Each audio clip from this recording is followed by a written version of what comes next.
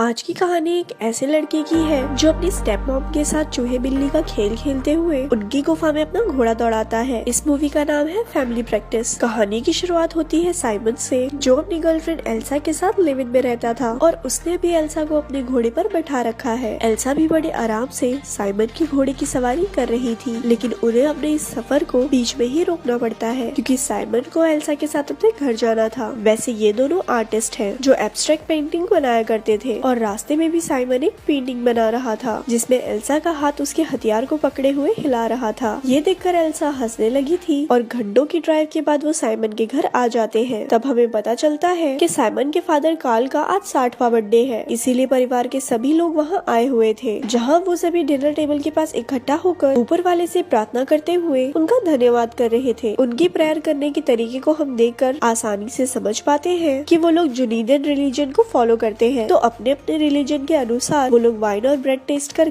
Party को शुरू करते हैं। अब इतने रिश्तेदार आए हुए थे तो वो सब साइमन से उसकी जिंदगी के बारे में बात करते हुए उसके मजे लेने ही लगे थे कि तभी कार्ल बीच में आकर साइमन को उनसे दूर कर देता है। वही खड़े खड़े साइमन देखता है कि उसकी मॉम एग्नेस एल्सा से काफी घुल मिल गई थी। तभी उसकी नजर पड़ती है उसकी स्टेप मॉम सेल्जा पर, जिनके साथ कार्ल मजे किया करते थे। साइमन जिस तरह से सुलझा को देख रहा था उसे देखकर हम इजीली समझ पाते हैं कि वो भी सुलझा को पसंद करता है। अब कार्ल ज्यादातर समय अपनी गर्लफ्रेंड सोल्जा के साथ ही बिता रहा था, इसीलिए एग्नेस थोड़ा नाराज रह रही थी और अपनी मॉम की नाराजगी को साइमन ने भी नोटिस कर लिया था। ये सब भुलाकर सभी साथ में खुशी खुशी केक काटते हैं, जिसके बाद साइमन एल्सा से जाकर गले लग रहा था और वही किचन में एग्नेस सबके लिए केक लेने आई हुई थी, जिस दौरान अचानक से उन्हें एक दौरा पड़ता है और वो वहीं पर गिर पड़ती है। अब गिरने की आवाज सुनकर सब आकर उन्हें होश में लाने की कोशिश कर रहे थे और एग्नेस की हालत को देखकर सबसे ज्यादा परेशानी कार्ल को होती है। वैसे मैं आपको बता दूं कि कार्ल एक डॉक्टर होने के साथ एक आर्टिस्ट भी है, जिन्हें एब्स्ट्रैक्ट पेंटिंग करने का शौक है। बेबी इन्हीं की काबिलियत इनके बेटे साइमन को मिली हो। कार्ल एक डॉक्टर था तो वो अपनी वाइफ को संभाल लेता है। इस इंसिडेंट की वजह से पार्टी खत्म हो गई थी, इसीलिए साइमन भी एल्सा के साथ शहर लौट गया था। अब साइमन अपनी मॉम की वजह से थोड़ा परेशान था, तो एल्सा वही उसके अपार्टमेंट में रुक कर रात भर साइमन के घोड़े पर बैठकर उसे भी अपने साथ खुशियों की राह पर ले जाती है। अगली सुबह साइमन अपनी सारी पेंटिंग्स लेकर एल्सा के पास जाता है, जहाँ वो दोनों वो सारी पेंटिंग्स को किसी ऑक्शन में भेजने की तैयारी में थे। तभी वहाँ एग्नेस आकर साइमन को बताती है कि वो कार्ल के साथ एक वीकेंड पे जा रही है, तो साइमन को घर आकर कार्ल के हॉस्पिटल में काम करना होगा। साइमन भी समझता था कि इस वेकेशन की वजह से उसके पेरेंट्स करीब आ सकते थे, लेकिन इस चक्कर में वो अपनी पेंटिंग्स को ऑक्शन में नहीं भेज पाता। आगे हम देखते हैं कि साइमन अकेले ही घर जा रहा था क्योंकि एल्सा बहुत ही बिजी थी। घर आने पर कार्ल साइमन को सारी चीजें समझाता है कि किन किन चीजों का उसे नोट्स बनाकर रखना होगा, जिसके बाद वो एग्नेस के साथ वेकेशन के लिए निकल जाता है। वैसे उन दोनों को साथ में खुशी खुशी जाते देखकर सोनिया कुछ खास खुश नहीं थी। उनके जाने के बाद शाम में साइमन एल्सा के साथ एक इवेंट देखने जाता है, फिर वापस आकर अपने काम करने के साथ पार्क में अपने कजिन के साथ मस्त चिल कर रहा था कि वहाँ सोल्जा आ जाती है, जो उसके प्रोफेसर में काफी दिलचस्पी लेती है। लेकिन सोल्जा की बातों से साइमन हर्ट हो जाता है और जब किचन में सोल्जा कॉफी लेने आती है तो वो सारी कॉफी बेसिन में डालकर अपने रूम में चला आता है। अब रात में वो कुछ पेंटिंग्स बनाने का ट्राई कर रहा था, लेकिन माइंड डिस्टर्ब होने की वजह से वो कुछ ड्रॉ नहीं कर पाता। तभी वहाँ उसका कजिन आता है और एक मीट के टुकड़े को अपने डॉगी को दिखाकर उसे चढ़ाता है। डॉगी के भौंकने की वजह से काफी शोर हो रहा था, इसीलिए साइमन उस मीट का टुकड़ा उस डॉगी के पास फेंक कर उसे शांत करवा देता है। अगली सुबह साइमन नोटिस करता है कि सोनिया फोन पर गुस्से में कार्ल से बातें कर रही है और जब उसे कार्ल का फोन आता है तो वो समझ जाता है कि सोनिया इसीलिए गुस्से में है क्योंकि कार्ल एग्नेस के साथ बीच पर गया था और इस बीच पर सब लोग अपना उतार कर जाते हैं। वैसे कार्ल उसे समझा रहे थे कि वो सोनिया को परेशान ना करे, जिसके बाद वो अपने अंकल के साथ मिलकर काम करता है और जब वो सोनिया से माफी मांगने के लिए उसके कैबिन में जाता है तो वहाँ उसकी मुलाकात एक पेशेंट से होती है। इस वजह से वो उस टाइम पर सोनिया से माफी नहीं मांग पाता, लेकिन थोड़ी देर बाद वो सोनिया के पास आकर उससे माफी मांगता है और अपने इस लाइफ से परेशान सोनिया खुद को कंट्रोल नहीं कर पाती और साइमन के सामने ही फूट फूट कर रोने लगती है। साइमन भी उसे संभालता है और उस दरमियान सोनिया साइमन को हक कर लेती है, जिससे उनके बीच एक ऑकवर्ड सा मूवमेंट बन गया था, लेकिन कुछ हो उससे पहले दोनों एक दूसरे को संभाल लेते हैं। लेकिन इस इंसिडेंट के बाद से ही साइमन सोनिया के ख्यालों में ही डूबा रहता है। इवन एल्सा के साथ होने पर भी वो सोनिया के बारे में ही सोच रहा था। अब अगले दिन वो सोनिया से बात करना चाह रहा था, लेकिन सोनिया को किसी काम की वजह से